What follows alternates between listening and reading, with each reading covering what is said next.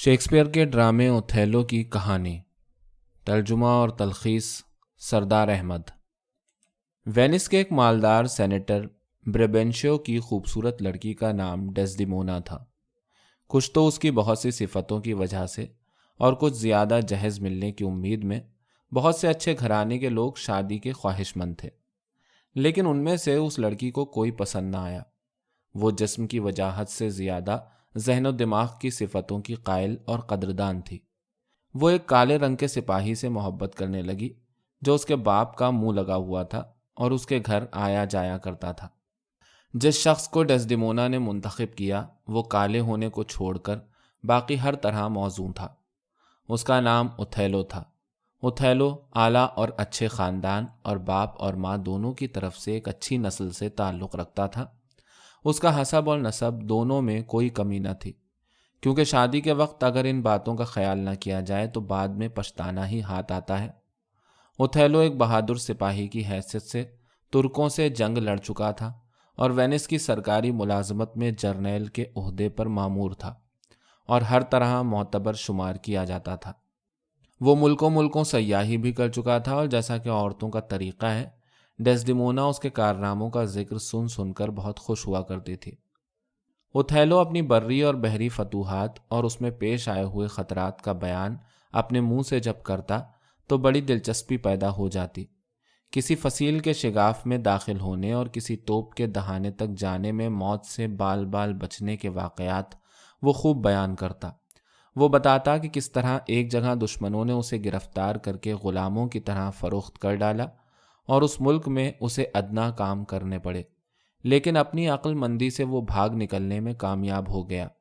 Othello دوسرے ملکوں کے بڑے بڑے جنگلوں، دل فریب غاروں، کانوں، چٹانوں اور آسمان کی بلندی تک جانے والے پہاڑوں، وحشی قوموں اور مردم خوروں اور افریقہ کے لوگوں کا حال بیان کرتا جن کے سر کندھوں کے نیچے ہوتے ہیں، تو ڈیسڈیمونا اس کی باتیں دھیان اور دلچسپی سے سننے کی خاطر اپنا گھریلو کام کاج چھوڑ دیتی اور جھٹ اوتھیلو کے قریب آ بیٹھتی۔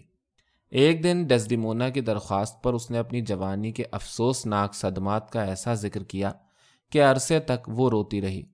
اس نے اوتھیلو سے پوری داستان سننے کے بعد شکریہ ادا کیا اور کہا کہ اگر کبھی تمہارا کوئی دوست چاہے تو اس سے کہہ دینا کہ مجھے شادی کے لیے رضامند کرنے کے واسطے اسے صرف اسی ڈھنگ سے اپنی داستان بیان کرنی چاہیے۔ اس اشارے میں، جس میں شرم و حیا کی وجہ سے بہت زیادہ صاف گوئی سے کام نہیں لیا گیا تھا، اور ڈیسڈیمونا کی صورت کی دل فریبی اور شرمیلے پن کو دیکھ کر اوتھیلو اس کے اصل مطلب کو سمجھ گیا، وہ اب اپنا اظہار محبت صاف طور سے کرنے لگا اور اس نے لیڈی ڈیسڈیمونا کو اس پر راضی کر لیا کہ وہ خفیہ طور پر اس سے شادی کر لے۔ اوتھیلو کے بارے میں بتایا جا چکا ہے کہ اس میں رنگ اور دولت ہی کی کمی تھی، اس لیے بربینشیو اسے دامادی کے لیے قبول نہیں کر سکتا تھا۔ اس نے اپنی بیٹی کو ہر طرح آزادی دے رکھی تھی اور اسے امید تھی کہ وہ اپنا شوہر سینیٹروں وغیرہ میں سے کسی خوبصورت آدمی کو چنے گی۔ اس کا دھیان بھی اوتھیلو کی طرف نہیں گیا۔ یہ اس کی غلط فہمی تھی۔ ڈیسڈیمونا اپنی جان و مال اوتھیلو کی بہادرانہ صفات پر نچھاور کرنے کو تیار تھی۔ ان دونوں نے اپنے مذہب کے مطابق خفیہ طور پر شادی کر لی، لیکن اس کی خبر عرصے تک چھپ نہ سکی اور بوڑھے بربینشیو کے کانوں تک پہنچی۔ اس نے سینٹ کے بھرے اجلاس میں اوتھیلو پر یہ الزام لگایا کہ اس نے اس کی بیٹی ڈیسڈیمونا پر جادو اور سحر کے زور سے شادی کی رضامندی حاصل کر لی ہے اور میری مدارات و منظوری کا مطلق کوئی خیال نہیں کیا ہے۔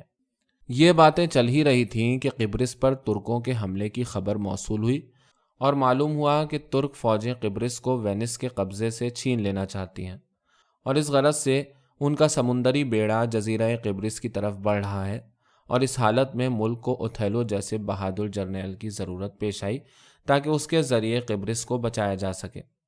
ایک طرف اوتھیلو بہت بڑے سرکاری عہدے پر مامور اور دوسری طرف ایک سنگین جرم ماخوذ جس کی سزا وینس کے قانون کے مطابق سزائے موت تک تھی۔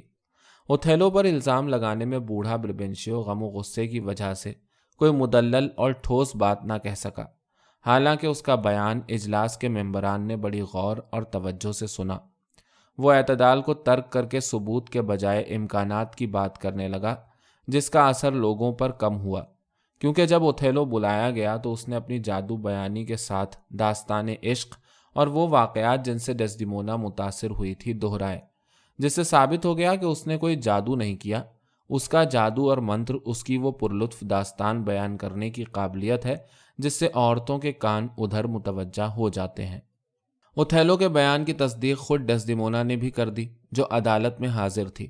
اس نے تسلیم کیا کہ گو میں اپنی زندگی اور تعلیم کے لیے اپنے والد کی ممنون احسان ہوں، لیکن اس سے بڑھ کر میرے فرائض اپنے آقا اور شوہر کے متعلق ہیں، جس طرح میری والدہ نے آپ یعنی بربنشیو کو منتخب کرنے میں اپنے والد کے فرائض پر ان فرائض کو ترجیح دی۔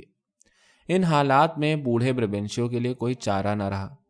اس نے بڑے افسوس کے ساتھ اوتھیلو کو اپنے قریب بلایا اور مجبور ہو کر اپنی لڑکی اس کے حوالے کر دی، اور ساتھ ہی یہ بھی کہا کہ اگر میں اسے تم سے دور رکھ سکتا تو ضرور رکھتا، اور میں دل میں خوش ہوں کہ میرا کوئی اور بچہ نہیں ہے، ورنہ ڈیسڈیمونا کے سلوک سے میں ظالم اور جابر بننا سیکھ جاتا۔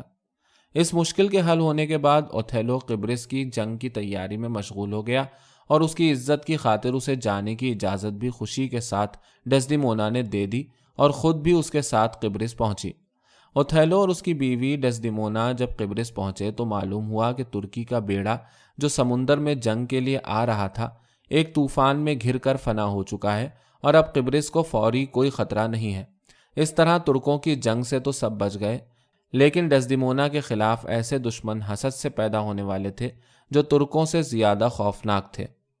اوتھیلو کے جتنے دوست تھے ان میں سب سے زیادہ اسے کیسیو پر اعتبار تھا۔ کیسیو فلورنس کا ایک نوجوان بانکا اور چھیلا سپاہی تھا، اور ایسی باتیں کرتا تھا جو سننے والوں کا دل لبھا لیں۔ بہت سی باتیں ایسی تھیں جو عورتوں کو پسند ہوتی ہیں۔ وہ شکیل اور وجیح اور خوش بیان تھا۔ وہ ایسا ہی تھا جسے دیکھ کر کسی زیادہ عمر کے آدمی کے دل میں رقابت کا خیال پیدا ہو سکتا ہے، جس کی شادی کسی نوجوان اور حسین عورت سے ہوئی ہو۔ اس میں شک نہیں کہ اوتھیلو کسی قدر عمر میں بڑا تھا، لیکن وہ انتہائی شریف مزاج اور نیک نفس اور پاک خیالات کا انسان تھا۔ وہ نہ خود کسی قسم کی کمینہ حرکت کرنے والا آدمی تھا اور نہ دوسروں پر شک یا شبہ کرتا تھا۔ ڈیسڈیمونا کے ساتھ اپنے معاملہ عشق میں اس نے کیسیو سے بہت کچھ کام لیا تھا۔ وہ کیسیو کو کبھی کبھی کورٹ شپ کے معاملے میں اپنا قائم مقام بنا کر بھیجا کرتا تھا۔ اس قسم کی معصومانہ سادگی اس بہادر اوتھیلو کے کیریکٹر پر کوئی دھبا نہ تھی، بلکہ اس کے لیے موجب عزت تھی۔ شادی کے بعد کیسیو کے ساتھ سلوک میں کوئی فرق نہیں برتا گیا، اور وہ اب بھی ان کے گھر آزادانہ آیا جایا کرتا تھا۔ ڈیسڈیمونا کیسیو پر اعتماد تو کرتی تھی، لیکن ایک پاک، شریف اور باعصمت عورت کی حیثیت سے اپنی پاکیزگی، شرم اور پاک دامنی کا پورا خیال رکھتی تھی۔ کچھ عرصے قبل اوتھیلو نے کیسیو کو لیفٹیننٹ کا عہدہ دے دیا تھا، اور اس طرح وہ اوتھیلو کا خاص معتمد بن کر رہتا تھا۔ کیسیو کی اس ترقی سے ایک پرانا افسر ایاگو بہت ناخوش ہوا، کیونکہ وہ خود اپنے کو اس عہدے کا دعوے دار مانتا تھا۔ اسی لیے ایاگو کبھی کبھی کیسیو سے مذاق کیا کرتا تھا کہ تم تو عورتوں کی محبت کے قابل ہو، جنگ کے میدان میں لڑنا کیا جانو۔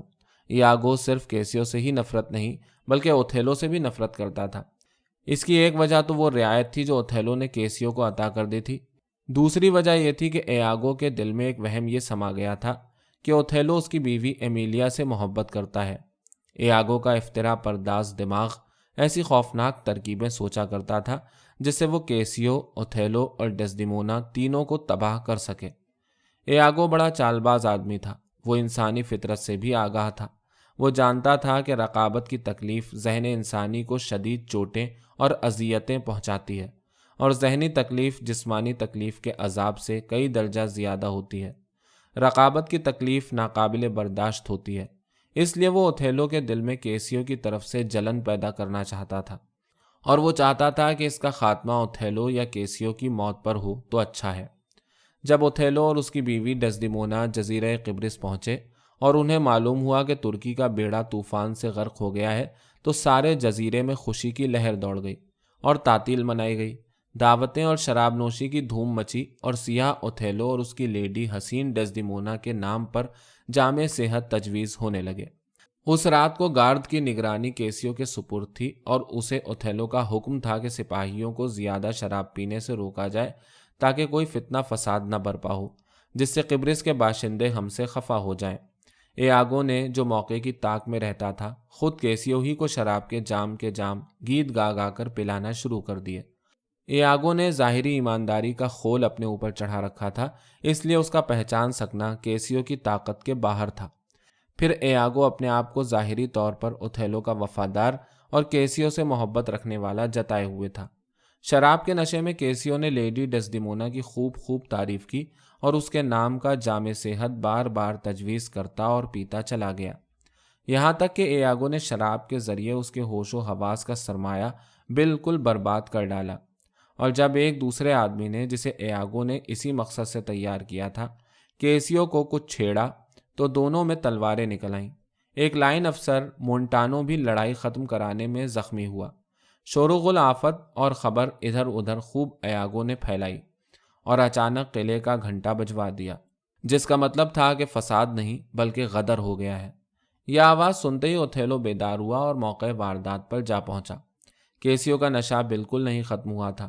ایاگو نے بات اس طرح شروع کی جیسے وہ کیسیو کے قصور پر پردہ ڈالنا چاہتا ہو، لیکن جب اوتھیلو نے سچائی کے ساتھ بتانے پر اصرار کیا تو اس نے کل واقعہ کیسیو کو ذمہ دار ٹھہراتے ہوئے بتایا، بلکہ بعض جگہ بات بڑھ کر کہی۔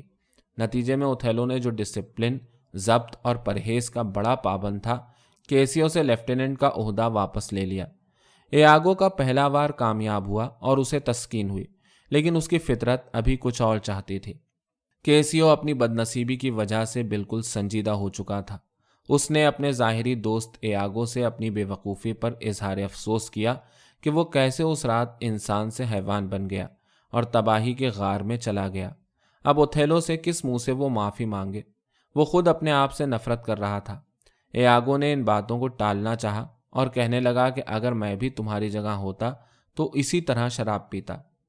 اب بہتر یہ ہے کہ معاملہ کسی طرح سنوارا بنایا جائے، اور اس کی ترکیب میری سمجھ میں یہی آتی ہے کہ ڈیسڈیمونا کا اوتھیلو پر کافی اثر ہے اور وہ اس کی محبوب بیوی ہے۔ اس سے سفارش کراؤ، وہ احسان کرنے والی عورت ہے، وہ یہ کام ضرور کر دے گی اور تم اوتھیلو جرنیل کے پھر منظور نظر بن جاؤ گے۔ ایاگو کی نصیحت تو اچھی تھی اگر وہ خود کوئی چال اس نصیحت کے پردے میں نہ کھیل جاتا۔ کیسیو نے ایسا ہی کیا۔ ڈیسڈیمونا، جو ہر نیک کام میں حصہ لینے کو تیار ہو جاتی تھی، سفارش کرنے پر تیار ہو گئی اور اس نے کہا کہ چاہے جان چلی جائے تمہاری طرفداری نہ چھوڑوں گی، میں تمہاری وکالت کا وعدہ کرتی ہوں۔ اوتھیلو کو ڈیسڈیمونا نے بڑی احتیاط اور سمجھداری سے کیسیو کے معاملے میں راضی کرنا شروع کیا۔ اوتھیلو معاملہ کچھ عرصہ ملتوی رکھنا چاہتا تھا۔ اس کا خیال تھا کہ خطاکار شخص کو اتنی جلدی معاف نہ کیا جائے۔ ڈیسڈیمونا نے کیسیو کے پشیمان، شرمندہ اور عاجز ہونے کا ذکر بھی کیا۔ غرض کہ ڈیسڈیمونا نے اپنے اثرات اور اچھے ڈھنگ سے اوتھیلو کو راضی کر لیا کہ وہ کیسیو کو پھر منظور نظر بنا لے۔ یہاں ایک بات لکھنا ضروری ہے کہ جب کیسیو اپنی سفارش کی بات ڈیسڈیمونا کے کمرے میں ختم کر کے سامنے کے دروازے سے واپس نکل رہا تھا تو اوتھیلو اور اس کے ساتھ ایاگو داخل ہو رہے تھے۔ چالباز ایاگو نے دبی زبان سے، جیسے کہ اپنے ہی سے مخاطب ہو کر کہا، میں ایسی باتیں پسند نہیں کرتا۔ اوتھیلو نے اس معاملے کی طرف کوئی توجہ بھی نہ کی، اور جب اس کی اپنی بیوی سے بات چیت ہوئی تو دل سے اس کا خیال بھی جاتا رہا۔ جب ڈیسڈیمونا چلی گئی تو ایاگو نے اس طرح اوتھیلو سے پوچھا کہ جیسے وہ کوئی اپنے اچنبھے اور تعجب کو رفع کرنا چاہتا ہو۔ اس نے پوچھا کہ جب آپ ڈیسڈیمونا کے ساتھ کورٹ شپ کر رہے تھے تو کیا کیسیو اس محبت سے واقف تھا؟ اس کا جواب اوتھیلو نے ہاں میں دیا اور کہا کہ اس کورٹ شپ کے زمانے میں کیسیو نے بہت مرتبہ بیچ بچاؤ کرایا۔ ایاگو نے یہ سن کر اپنی بھویں چڑھائیں، جیسے کہ وہ جتلانا چاہتا ہو کہ اس سے کسی خوفناک معاملے پر مزید روشنی پڑ گئی ہے، اور زور زور سے کہنے لگا، اچھا۔ ان الفاظ نے اوتھیلو کے دل میں وہ فقرہ بھی تازہ کر دیا جو ایاگو نے کمرے میں داخل ہوتے وقت بولا تھا، اور وہ سوچنے لگا کہ ان سب باتوں کے پیچھے ضرور کوئی راز ہے۔ وہ ایاگو کو ایک منصف مزاج، محبت کرنے والا اور دیانتدار آدمی سمجھتا تھا، اس لیے اس کے دل کی نکلی بات اوتھیلو نے جھوٹ یا مکاری کی نہیں بلکہ قدرتی بات سمجھی۔ اوتھیلو نے اس سے درخواست کی کہ آپ کو اس سلسلے میں جو بھی معلوم ہے کہہ ڈالیے اور برے خیالات کو بھی پیش کرنے میں نہ جھجکیے۔ ایاگو نے کہا کہ ممکن ہے برے خیالات یوں ہی میرے دل میں داخل ہو گئے ہوں، کیونکہ ایسی تو کوئی بھی جگہ نہیں جہاں خراب چیزیں نہ پہنچ جائیں۔ میرے لیے یہ باعث افسوس ہے کہ میری نامکمل معلومات اور مشاہدات کی وجہ سے آپ کے دل کا سکون جاتا رہے گا، اور یہ مناسب نہیں ہے کہ ذرا سے شک پر اچھے لوگوں کی بدنامی ہو۔ اس طرح کے بیان سے اوتھیلو کے دل میں اس نے شبہات، شک اور تعجب کا طوفان اٹھا دیا۔ اوتھیلو نے کہا کہ میں مانتا ہوں میری بیوی حسین ہے، ملاقات اور میل جول پسند کرتی ہے، دعوتوں کو پسند کرتی اور آزاد کلام ہے، گاتی بجاتی بھی ہے، رقص و سرود کی بھی شوقین ہے، لیکن جب خود اس میں نیکی موجود ہے تو یہ سب باتیں بھی نیک ہیں۔ اسے بے وفا خیال کرنے سے پہلے ضروری ہے کہ اس کی بے وفائی کا پورا ثبوت میرے پاس موجود ہو۔ یہ سن کر ایاگو نے دکھاوٹی انداز میں خوشی ظاہر کی کہ اوتھیلو اپنی بیوی کو برا خیال کرنے میں جلدی سے کام نہیں لیتا۔ اس نے اس بات کا اقرار کرتے ہوئے کہا کہ میرے پاس کوئی ٹھوس ثبوت نہیں ہے، لیکن پھر بھی جب کیسیو ڈیسڈیمونا سے باتیں کر رہا ہو یا اس کے پاس بیٹھا یا کھڑا ہو، اس وقت آپ ذرا اس کے مزاج اور برتاؤ کو خود دیکھیں۔ میں اطالوی عورتوں کے مزاج آپ سے بہتر سمجھتا ہوں۔ وینس میں عورتیں تو خدا کے سامنے ایسے فریب کھیلتی ہیں کہ جن کو وہ اپنے شوہروں پر ظاہر کرنے کی جرت بھی نہیں کر سکتی۔ آپ کی ڈیسڈیمونا نے شادی کے سلسلے میں اپنے باپ کو دھوکہ دیا، اور اس ہوشیاری سے کہ غریب بوڑھا باپ اسے جادو ہی سمجھتا رہا۔ اس دلیل کا اثر اوتھیلو پر بہت ہوا، کیونکہ وہ سوچنے لگا جو اپنے باپ کو دھوکہ دے سکتی ہے وہ اپنے شوہر کو بھی دھوکہ دے سکتی ہے۔ ایاگو کی باتیں اوتھیلو پر اثر کر رہی تھی۔ وہ غمزدہ ہو رہا تھا، لیکن دکھانے کے لیے لاپرواہی برت رہا تھا۔ ایاگو نے اپنی باتیں جاری رکھتے ہوئے کہا کہ ڈیسڈیمونا نے اپنے ملک کے بہت سے لوگوں کو جو اس سے شادی کرنا چاہتے تھے نظر انداز کر کے آپ جیسے آدمی سے شادی کی۔ اس سے اس کی خلاف فطرت طبیعت اور خودسری کا پتہ چلتا ہے، لیکن جب بعد میں اسے خیال آیا ہوگا تو ضرور اس نے آپ کا اپنے ملک والوں کی رنگت سے مقابلہ کیا ہوگا۔ میری تو یہ التجا ہے کہ آپ ابھی کیسیو کے معاملے میں فیصلہ دینے میں ذرا تاخیر سے کام لیں، پھر اس کی طرفداری میں ڈیسڈیمونا کی گرم جوشی دیکھیں۔ اس طرح چالباز بدماش ایاگو نے اس معصوم اور نیک عورت کے خلاف اس کی تباہی کا اچھا خاصا جال بن دیا، اور خود اوتھیلو کی نظروں میں نیک بن بیٹھا۔ خود ہی کیسیو کو سفارش کی بات بتائی اور خود سفارش کو ہی اس کی تباہی کا ذریعہ بنایا۔ دھوکہ اور فریب کھائے ہوئے اوتھیلو کو اطمینان قلب میسر نہ ہو سکا۔ کل تک جو راحت و سرور اسے حاصل تھا، اب نشہ آور دواؤں اور شراب سے بھی نہیں مل سکتا تھا۔ اس کا اپنے کام میں جی اچاٹ ہو گیا، اس کا دل مردہ ہونے لگا، اس میں سے سرخ روئی اور بہادری اور جنگوں کو فتح کرنے کی امنگ جاتی رہی۔ کبھی وہ اپنی بیوی کو پاک باز خیال کرے، کبھی اس کا الٹا سمجھے، کبھی وہ ایاگو کو منصف مزاج سمجھے، کبھی اس کے خلاف سوچے۔ کبھی خود سے کہنے لگتا، اے کاش میں یہ سب باتیں کبھی نہ جانتا۔ ان اضطراب انگیز خیالات سے تنگ آ کر ایک روز اس نے ایاگو کو گلے سے پکڑ لیا اور ڈیسڈیمونا کے خطاوار ہونے کا ثبوت مانگا، اور دھمکی دی کہ جھوٹی تہمت کے الزام میں تم کو مار ڈالوں گا۔ اس پر ایاگو ظاہری غصے میں آ گیا، کہنے لگا، واہ، میری وفاداری شبہ کی نظر سے دیکھی گئی۔ اچھا، تو کیا تم نے اپنی بیوی کے ہاتھ میں وہ رومال نہیں دیکھا جس پر اسٹرابیری کے پھل بنے ہوئے تھے؟ اوتھیلو نے جواب دیا، وہ رومال تو میں نے خود ہی اسے دیا تھا اور میرے شروع کے تحفوں میں سے ہے۔ ایاگو بولا کہ وہ رومال آج کیسیو کے پاس میں نے دیکھا ہے جس سے وہ منہ پوچھ رہا تھا۔ اوتھیلو نے کہا کہ اگر یہ بات سچ ہے تو میں ان دونوں سے بدلہ لیے بغیر چین نہیں پا سکتا۔ سب سے پہلے تمہاری وفاداری کا ثبوت اس میں ہے کہ کیسیو کو 3 دن کے اندر اندر مار دیا جائے، اور اس خوبصورت بلا یعنی اپنی بیوی کے لیے میں خود کوئی تیز قسم کی موت تجویز کروں گا۔ اوتھیلو نے غلط اندیشی اور جذبات میں جھوٹ کو سچ مان کر دونوں پر موت کا فتویٰ صادر کر دیا تھا۔ یہ بھی معلوم کرنے کی کوشش نہ کی کہ وہ رومال اس تک کیسے پہنچا۔ حقیقت یہ ہے کہ ڈیسڈیمونا نے اس قسم کا کوئی تحفہ کیسیو کو کبھی نہیں دیا تھا، اور کوئی وفادار عورت اپنے شوہر کے تحفے دوسروں کو دے کر اپنے شوہر کو کیوں آزردہ کرنے لگی؟ اصل بات یہ تھی کہ ایاگو نے یہ کام اپنی نیک دل مگر کمزور طبیعت بیوی کے ذریعے ڈیسڈیمونا کے گھر سے وہ رومال اس بہانے سے منگوا لیا تھا کہ اس رومال کا جیسا دوسرا رومال تیار کرانا ہے، اور پھر اسے کیسیو کے راستے میں ڈال دیا، جسے اس نے پڑا دیکھ کر اٹھا لیا۔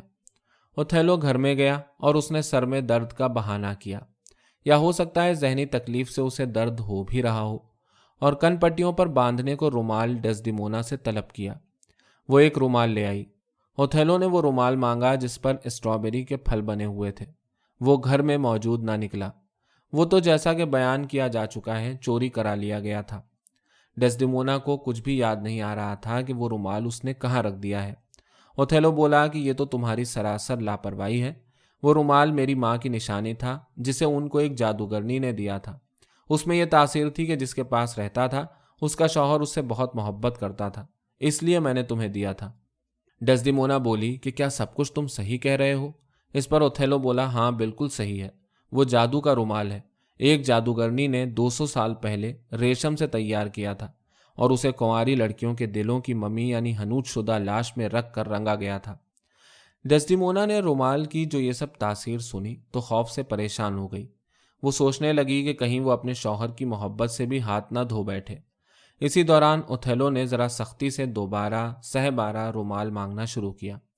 وہ اپنے شوہر کی توجہ کچھ اور سنجیدہ معاملات کی طرف باتوں میں موڑنا چاہتی تھی اور اس لیے خوش مزاجی سے کہنے لگی کہ ایسا لگتا ہے کہ تم رومال کے بارے میں اس لیے باتیں زیادہ کر رہے ہو تاکہ کیسیو کا معاملہ دب جائے، اور پھر وہ کیسیو کی تعریف کرنے لگی۔ نتیجہ یہ ہوا کہ اوتھیلو بے قرار ہو کر کمرے سے باہر چلا گیا۔ اب ڈیسڈیمونا کو بھی شک ہوا کہ اس کا شوہر اس سے بدگمان ہے، لیکن اسے اس بدگمانی کی وجہ نہ معلوم ہو سکی۔ وہ اپنے ہی پر ملامت کرنے لگی۔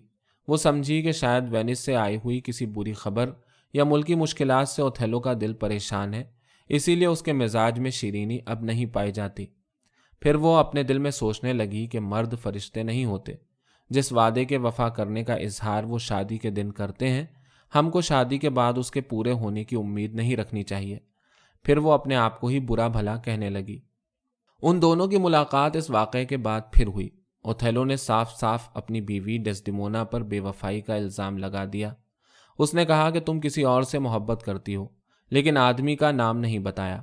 اوتھیلو یہ کہتے ہوئے رونے لگا۔ ڈیسڈیمونا بولی افسوس، یہ کیا منحوس دن ہے کہ آپ روتے ہیں۔ اوتھیلو نے کہا میں ہر قسم کی خرابیوں، غریبی، مرض اور بدنامی وغیرہ کو برداشت کر سکتا ہوں، مگر تمہاری بے وفائی نے میرا دل توڑ دیا ہے۔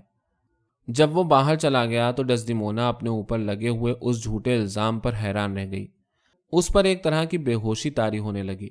اس نے اپنی خادمہ کو بلایا اور کہا کہ میرے بستر پر شادی کے دن کی چادر بچھا دو۔ اس نے سوچا کہ بڑے بچوں کو نصیحت کرتے ہیں تو نرمی سے اور سہل طریقے سے، اس لیے ممکن ہے اوتھیلو نے مجھے بھی ملامت کی ہو، میں بھی بچوں سے بہتر نہیں ہوں۔ اس نیک عورت نے صرف اسی قدر شکایت اپنی زبان سے نکالی۔ پھر وہ بستر پر جا کر لیٹ گئی کہ میرا شوہر بھی میرے پیچھے آ جائے گا۔ اس کا دل بے چین تھا، اس لیے وہ سو گئی۔ تھوڑی دیر میں اوتھیلو اس سیاہ ارادے کو لیے ہوئے داخل ہوا کہ آج ڈیسڈیمونا کو جان سے مار ڈالنا ہے۔ اس نے اسے سوتے دیکھا تو سوچا کہ اس کا خون نہیں بہاؤں گا اور نہ اس سنگ مرمر جیسے خوبصورت جسم پر داغ لگاؤں گا، لیکن اس کی رائے بدلی اور اس نے سوچا کہ اس کا مار ڈالنا ضروری ہے، ورنہ یہ میری طرح دوسروں سے بھی بے وفائی کرے گی اور لوگوں کو دھوکے دے گی۔ پھر اس نے اسے آخری بار بوسہ دیا۔ وہ رونے لگا مگر ساتھ ہی بول اٹھا کہ یہ ظلم کے آنسو ہیں۔ اس کے بوسوں نے ڈیسڈیمونا کو بیدار کر دیا۔ اس نے دیکھا کہ اوتھیلو نچلے ہونٹوں کو کاٹ اور آنکھوں کو گھما رہا ہے۔ وہ جان گئی کہ ایسی حالت میں وہ جان سے مار ڈالا کرتا ہے۔ وہ ڈیسڈیمونا سے بولا اب تو موت کے لیے تیار ہو جا اور دعا مانگ لے، کیونکہ میں تیری روح کو تلف نہیں کرنا چاہتا۔ اس کی بے گناہ بیوی جس کی جان اس کے رحم و کرم پر تھی رحم کی التجا کرنے لگی اور اپنا قصور پوچھنے لگی۔ اوتھیلو نے کیسیو کا نام لیا اور کہا کہ وہ رومال تو نے اسی کو دیا ہے۔ اس پر وہ بے قصور عورت اپنی صفائی دینے کی کوشش ہی کر رہی تھی کہ زبردستی اوتھیلو نے اس کا منہ بند کر دیا اور بستر کے کپڑوں میں ایسا لپیٹ کر کسا کہ اس کا دم گھٹ گیا، اس کی سانس ختم ہو گئی اور وہ جاں بحق ہو گئی۔ عین اسی وقت ایاگو نے کسی کو کیسیو کے قتل پر مامور کیا تھا۔ یہ اس کی حرکت تھی کہ کیسیو کو ہلاک کر دینے کی اس قاتل نے کوشش کی تھی، لیکن صرف زخمی ہی کر سکا، تو قاتل کو ایاگو نے جان سے مار دیا تھا کہ کہیں راز نہ فاش ہو جائے۔ لیکن قاتل کی جیبوں سے کچھ ایسے خطوط ملے تھے جن سے صاف صاف ایاگو کا قصور اور کیسیو کی بے گناہی ثابت ہوتی تھی۔ اس وقت کیسیو اوتھیلو سے اپنا قصور پوچھنے اور معافی مانگنے آیا تھا کہ کون سا قصور ہے جس کی وجہ سے آپ نے ایاگو کو میرے قتل پر مامور کیا ہے۔ صحیح واقعات معلوم ہو جانے پر اوتھیلو پر گویا بجلی گر پڑی۔ وہ سب کچھ جان گیا۔ وہ سمجھ گیا کہ وہ ایک قاتل ہے۔ اس کی معصوم پاک باز بیوی ہمیشہ باعصمت اور نیک شعار تھی۔ یہ پتہ لگنے پر اوتھیلو کے دل میں انتہا درجے کا غم پیدا ہوا۔ اسے اپنی زندگی ناقابل برداشت نظر آنے لگی۔ اس نے اپنی بیوی کے پہلو میں ہی اپنے کو تلوار پر گرا دیا اور گر کر مر گیا۔ پاس کھڑے ہوئے لوگ خوف اور حیرت میں ڈوب گئے۔ اوتھیلو کا جانشین کیسیو ایاگو پر قانون کی انتہائی سختی عمل میں لایا اور اسے بہت سخت تکلیف کے ساتھ قتل کروا دیا۔ ساتھ ہی گورنمنٹ وینس کو اس مشہور جرنیل کی قابل افسوس موت کی خبر بھیج دی گئی۔ اگر آپ کو یہ کہانی اچھی لگی ہے اور آپ چاہتے ہیں کہ ہم اپنا کام جاری رکھیں تو پلیز اس کام کو آگے بڑھانے میں ہماری مدد کریں۔ ترجمہ کی سالانہ ممبرشپ لیں یا نیچے دی ہوئی اکاؤنٹ ڈیٹیلز کے ذریعے ہماری مدد کریں۔ آپ ہمارے کسی پروجیکٹ کو اسپانسر کرنا چاہتے ہوں تو ہمیں میل بھی کر سکتے ہیں۔ ہمارا ای میل آئی ڈی ہے tarjumaurdu@gmail.com۔